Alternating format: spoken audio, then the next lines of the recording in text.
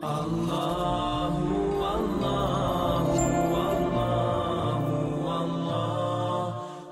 banyak orang tidak paham tentang, saya mulai dulu dengan definisi pernikahan. Dan ini sudah terbit dalam bentuk DVD manajemen rumah tangga Islami. DVD saya bisa dicari, insya Allah ada. Teman-teman Wisol terbitkan, dan juga kalau tidak salah waktu tabligh akbar saya sempat titipin di sini. Mungkin di masjid masih ada.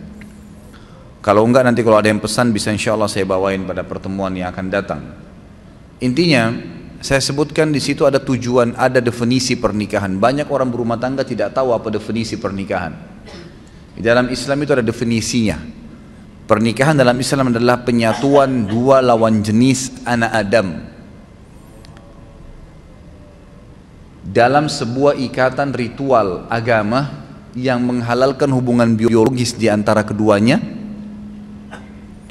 serta menyatukan antara kedua keluarga, kedua pasangan, suku dan negara. Itu definisinya.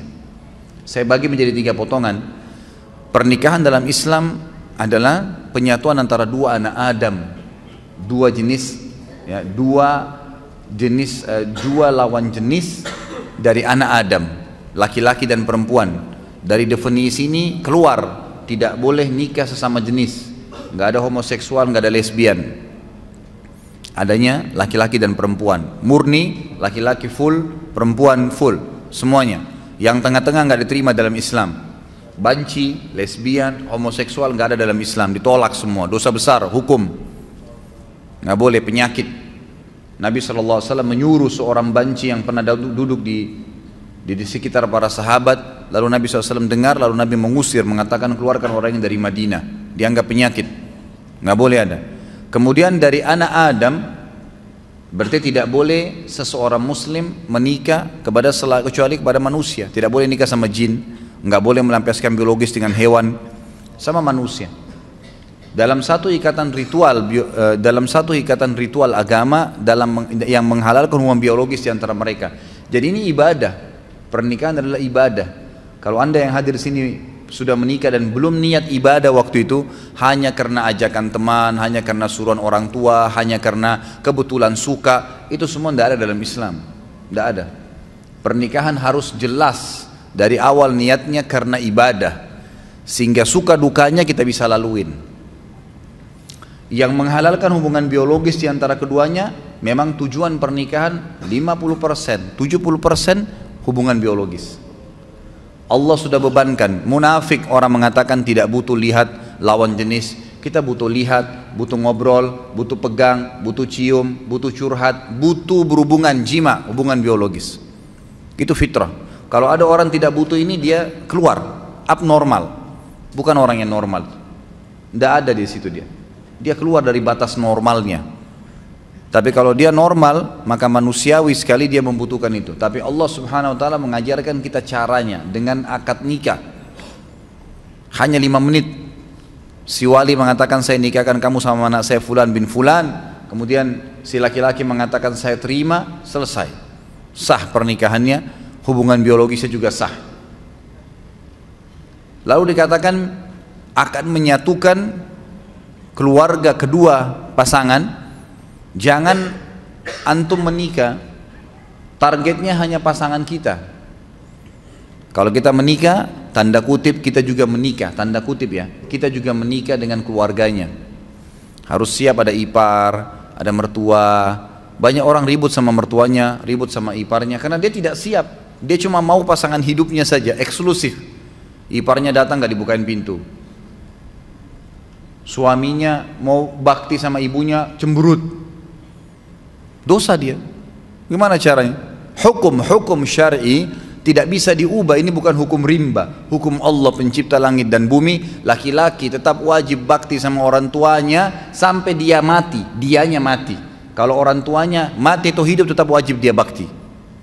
Tidak boleh istri menjadi penghalang suaminya untuk ketemu ibunya, bakti, ngantarin makanan, ziarah kuburnya kalau mati. Nggak boleh, haram. Dia harus dukung.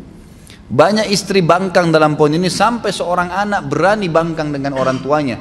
Bahkan saya tahu ada kejadian di Jakarta karena istrinya nggak suka. Tadinya dia belikan rumah ibunya di sebelah rumahnya, dipindahin ibunya. Durhaka sama orang tua.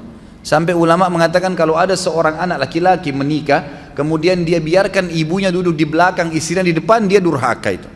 Ak itu namanya, durhaka. Kecuali ibunya yang minta. Tidak boleh. Dan ini wanita harus paham nih. Nggak bisa.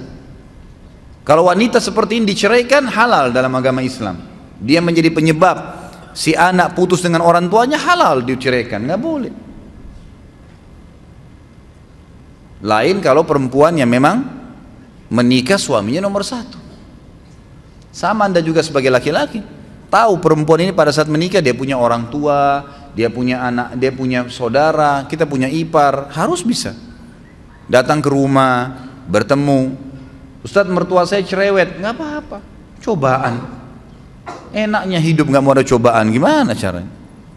Harus ada cobaannya. Ada orang dicoba di pasangan hidupnya, di mertuanya, di iparnya, di anaknya, di tetangganya, banyak, harus ada cobaan. Kalau nggak ada cobaan, hidup kita datar terus, nggak ada seninya kehidupan ini. Nggak ada seninya, dan manusia nanti tidak akan keluar, potensi seseorang akan keluar kalau cobaan ada.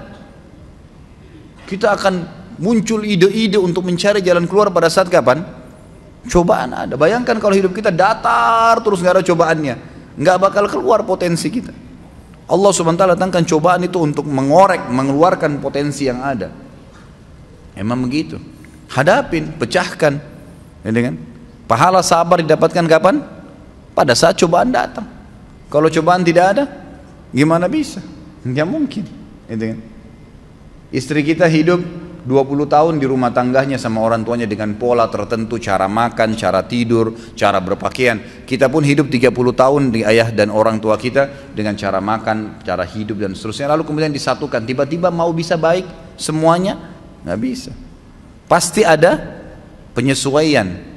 Asas yang penting dalam rumah tangga adalah yang benar memaafkan, yang salah meminta maaf. Selesai. Dan jangan nginapkan masalah. Jangan pernah nginapkan masalah. Clearkan pada saat itu. Salah minta maaf, saya perbaikin. Kembali kepada hukum Allah, patokannya agama Allah. Benar salah itu di mata Allah SWT, bukan di mata individu. Banyak orang laki-laki lemah, begitu istrinya marah sama dia, gara-gara dia pergi ke ibunya, langsung dia, ya sudah saya nggak usah ke ibu deh kalau begitu.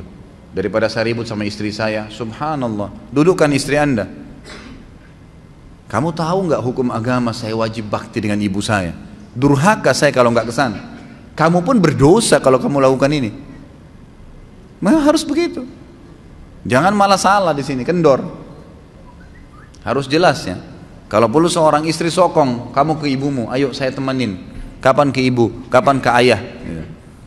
Berikan sokongan. Kemudian dalam pernikahan juga ada tujuan, teman-teman sekalian, harus ada tujuan. Tujuan pertama itu perluasan hubungan. Memang itu tujuannya. A'udzubillahi minasyaitonir rajim. Ya ayuhan nas, inna khalaqnakum min dzakarin wa untha wa ja'alnakum syu'uban wa qabaila lita'arafu. Inna akramakum innallaha yatqakum. Hai manusia, kami ciptakan kalian bersuku-suku dari laki-laki dan perempuan, dan kami jadikan kalian bersuku-suku, berbangsa-bangsa. Itu variasi Allah kasih. Semua kan dari Adam dan Hawa ya. Kenapa ada orang Arab, ada orang Melayu, ada orang bule, ada orang Afrika, suku-sukunya banyak. Ya Allah sengaja buat variasi itu untuk kalian saling kenal, mengenal. Kata ulama tafsir, dengan pernikahan tahu tradisi makanan ini, pakaian ini, terusnya. Ada tujuan. Orang yang melangkah kepada sebuah perbuatan tanpa tujuan, maka tidak sampai kepada target yang dia inginkan. Ada orang masuk ke mall, nggak ada tujuannya, nggak ada sesuatu. Dia nanti kacau balau itu. Belanja sembarangan, beli makanan sembarangan, habisin uang percuma, buang-buang waktu, nggak ada tujuan. Nggak bisa. Dalam Islam harus ada tujuan. Saya ke masjid mau sholat, tujuannya sholat, jangan pikirin yang lain, udah. Lagi mau belanja sesuatu di pasar, memang tujuannya beli sayur, beli tempe, beli segala, beli itu. Ibu-ibu jangan singgah beli daster. Nggak boleh, harus tujuannya jelas. Kalau enggak kemana-mana tuh nanti. Tujuan harus ada. Kita kerja di satu perusahaan, tujuannya ada target. Orang kalau cuma sekedar ya kebetulan supaya saya kerja deh, nggak bakal meningkat prestasinya, nggak bakalan. 10 tahun begitu terus jabatannya. Tapi kalau ada tujuan saya masuk di sini apa nih? kelas tertingginya dalam target di perusahaan ini apa? 1, 2, 3, 4, 5 jenjangnya. Target saya 2 tahun saya sudah harus sampai di tingkat yang kelima. Harus ada target. Nggak bisa, dan itu dengan tujuan kita masuk ke situ. Tujuan berumah tangga ada. Perluasan hubungan. Kita akan kenal keluarga istri, keluarga suami, jaringannya lebih luas. Yang kedua, tujuannya itu keturunan. Kalau ada laki-laki yang melamar akhwat di belakang sana bilang, saya mau nikah sama kamu tapi nggak mau punya anak ya, tolak langsung. Nggak ada ceritanya itu. Tujuan pernikahan dari mana kita bisa mendapatkan keturunan? Allah SWT jadikan hubungan biologis itu satu-satunya jalan untuk berlanjut generasi manusia. Yadzra'ukum fi, kata Allah. Dengan pernikahan itu Allah jadikan kalian berkembang biak di situ. Memang begitu, tujuannya ada. Yang ketiga, ketentraman.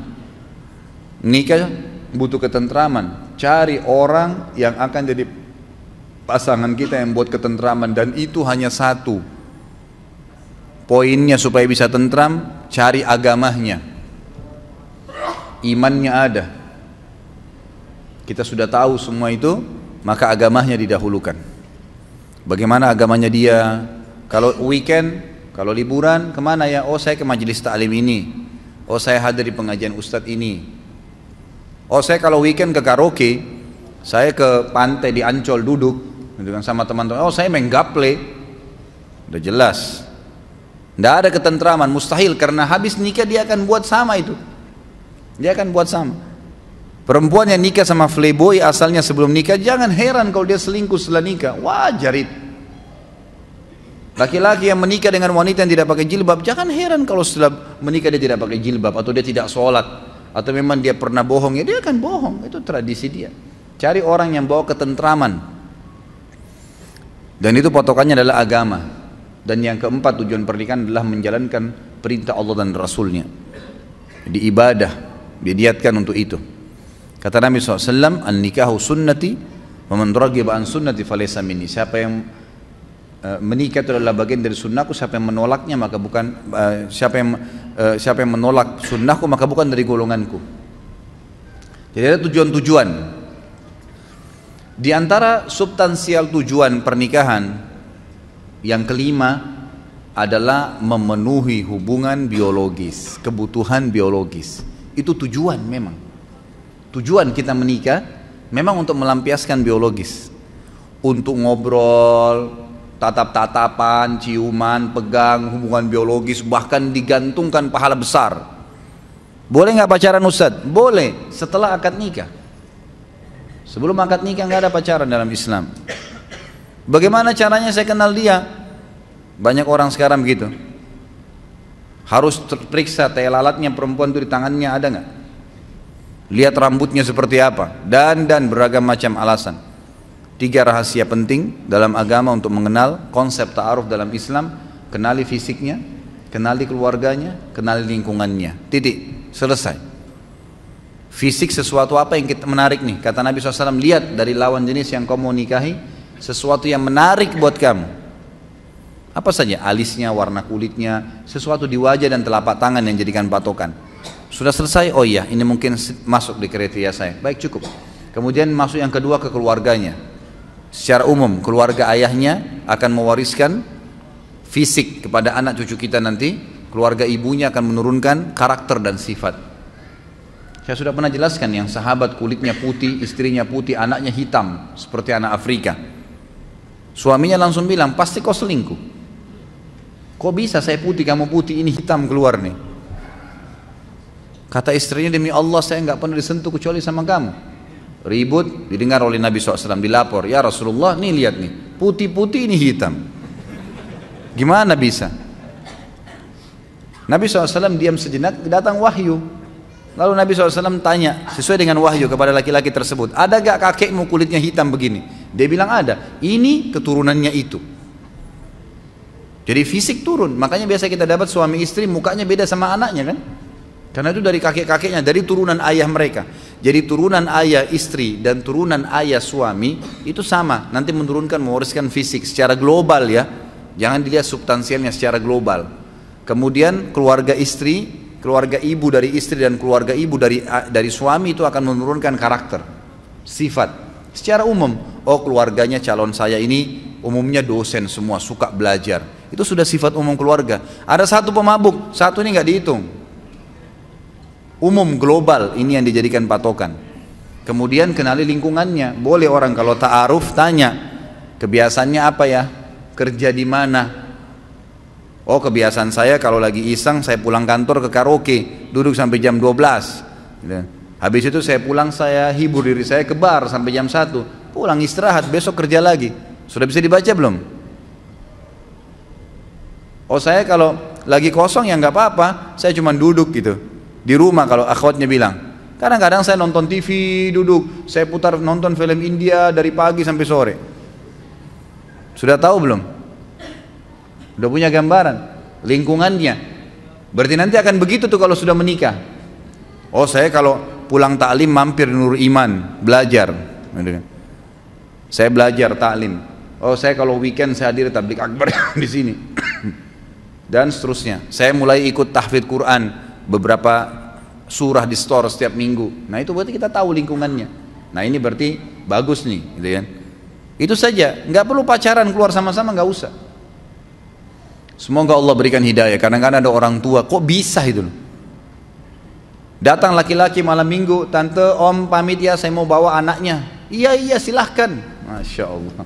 Silahkan dibawa ke Ancol, dibawa ke bioskop dingin-dingin terus ndak zina. Bohong, ndak zina. Bagaimana caranya nggak zina? Gitu kan?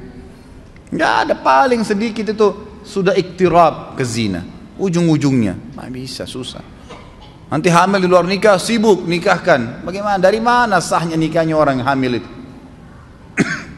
Mana anaknya nggak jelas statusnya, nggak boleh dinisbatkan kepada pemilik sperma, nggak ada hak waris di antara mereka. Kalau anaknya perempuan dari hasil zina, dia nggak punya hak wali. Banyak sekali rentetan hukumnya.